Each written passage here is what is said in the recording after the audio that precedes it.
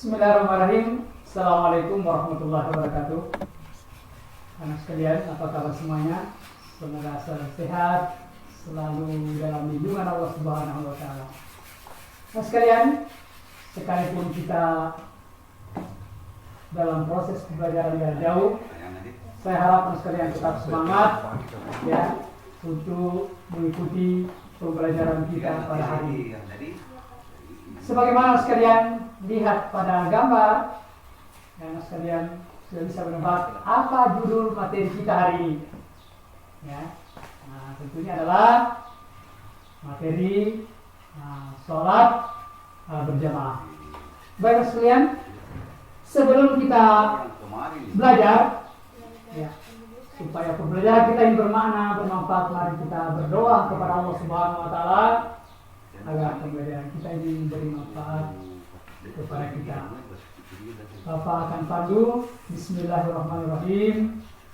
Rabbi zidni ilman nafi'a warzuqni fahman wasi'a wa wafiqni amalan salihan mutaqabbala.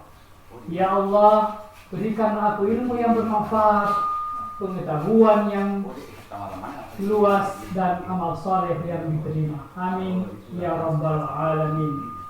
Baik teman sekalian. Nah, untuk materi ini ada 3 tujuan pembelajaran yang akan kita kuasai.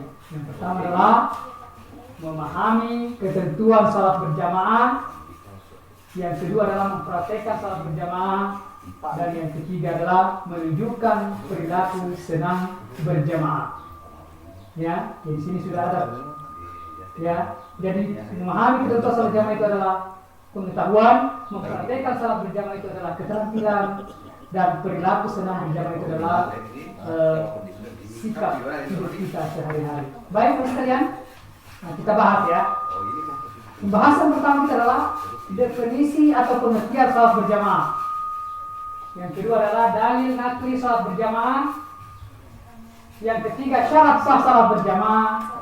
Keempat syarat menjadi imam. Dan yang kelima adalah syarat menjadi makmum. Baik. Nah sekarang, apa itu salat berjamaah? Nah sekalian, kita sudah lihat yang melihat gambar, kita membuat definisi, ya, pengertian. Salat berjamaah adalah salat yang dikerjakan oleh 2 orang atau lebih secara bersama-sama. Salah satu di antara mereka menjadi imam dan lainnya menjadi makmum. Itu salat berjamaah. Sekarang, ya, supaya salat ya, apa dasar hukumnya? Dari naklinya tentang salat berjamaah ini. Ini adalah hadis Nabi Sallallahu Alaihi Wasallam. Ya, An Abdullah bin Umar, anna Rasulullah Sallallahu Alaihi Wasallam qala, salatul jamaati tafdulu salatul fazzi bisab'in wa ishrina darajat. Dari Abdullah bin Umar bahwa Nabi Sallallahu Alaihi Wasallam bersabda, salat berjamaah itu lebih utama dibandingkan dengan salat sendiri sebanyak 27 derajat. Ingat, 27 derajat. Beda ya? Oke, itu. Sekarang lanjut. Supaya salat berjamaah itu sah. Nah, apa syaratnya? Tentu ada syaratnya supaya salat berjamaah itu dikatakan sah. Yang pertama adalah ada imam. Ya, pastilah. Yang kedua, makmum berniat untuk mengikuti imam. Yang ketiga adalah salat dikerjakan dalam satu majelis. Ya, artinya dalam satu majelis ya. Bukan di sini satu, di tempat lain satu. Itu beda. Itu bukan salat berjamaah. Kemudian salat makmum sesuai dengan salatnya imam. Nah, ini supaya ini syarat sah salat berjamaah. Sekarang, setelah itu seorang imam ya yang menjadi pemimpin salat berjamaah itu harus memiliki persyaratan-persyaratan. Yang pertama diantaranya adalah 1, dia mengetahui syarat dan rukun salat serta perkara-perkara yang membatalkan salat. Jadi seorang yang harus paham ya apa syarat, apa rukun dan perkara-perkara yang membatalkan salat. Yang kedua adalah fasih di dalam membaca Al-Quran. Ya, maksudnya di antara yang hadis itu dia yang paling bagus bacaan Al-Qur'annya. Yang ketiga adalah paling luas wawasan agamanya di antara yang lain. Ya, jadi saking pasti baca Quran, dia yang paling luas wawasan agamanya di antara yang lain. Kemudian dia adalah berakal sehat, ya, tidak gila maksudnya. Nah, berakal sehat. Kemudian berikutnya adalah balik.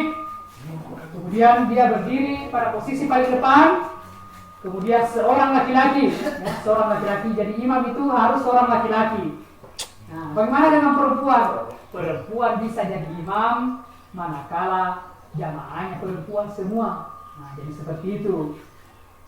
Ya, kemudian tidak sedang bermakmum kepada orang lain. Jadi seorang imam, dia harus imam toh, tidak boleh dia makmum kemudian kita menjadi imam di belakangnya. Nah, jadi seperti itu syarat menjadi imam. Sekarang apa syarat menjadi makmum? Ya, menjadi imam punya syarat, makmum pun punya syarat. Ya, yang pertama makmum itu harus berniat ikut imam. Ya, harus berniat mengikuti imam. Yang kedua adalah mengetahui gerakan salatnya imam. Ingat, mengetahui gerakan salat ya, bukan seluruh gerakan imam ya. Yang sampai imamnya garuk-garuk, Anda juga ikut garuk-garuk karena gerakannya imam garuk-garuk. Tapi yang dimaksud di sini adalah mengetahui apa yang menjadi gerakan salat imam, misalnya berdiri, ruku, i'tidal, sujud dan sebagainya ya. Itu gerakan salat, bukan gerakan lain di luar salat. Ingat? Oke, sekarang berada dalam satu majelis dengan imam ya. Berada dalam satu majelis dengan imam. Kemudian posisinya di belakang imam. Dan yang kelima adalah hendaknya salat makmum sama dengan salat yang dilakukan oleh imam. Itu syarat menjadi makmum. Baik. Sekarang itu penjelasan sedikit tentang ketentuan salat berjamaah.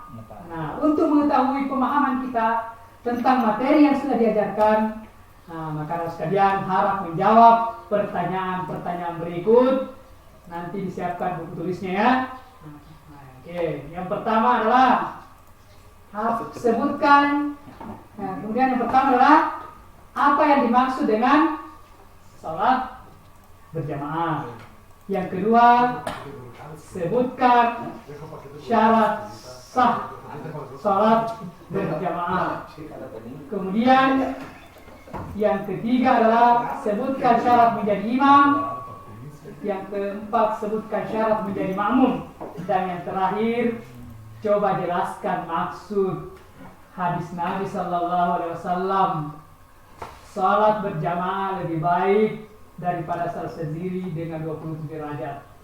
Ya, jadi itu 5 kuis pertanyaan yang anak sekalian harus jawab sebagai bahan anak sekalian untuk mengukur penguasaan materi yang telah kita pelajari.